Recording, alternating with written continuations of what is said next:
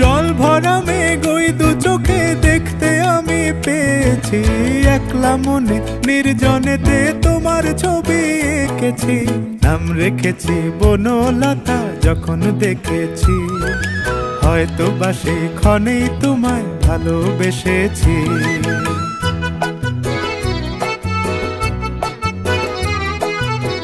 বনলতা কথা হয়ো না গো কুণ্ঠিতা, বনলতা কথা হয়ো না গো কুণ্ঠিতা।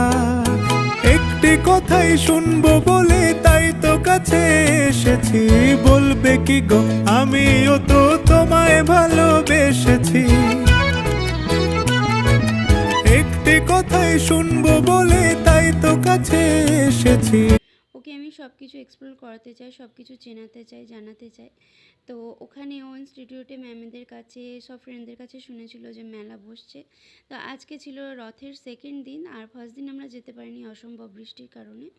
তো আজকে সেকেন্ড দিন আমি বেরিয়েছি, আর একটুখানি জিলিপি না নিলেই নয়। রথের মেলাতে জিলিপি কিনে বাড়িতে গোপাল আছে আমাদের, গোপালকে ভোগ দেব।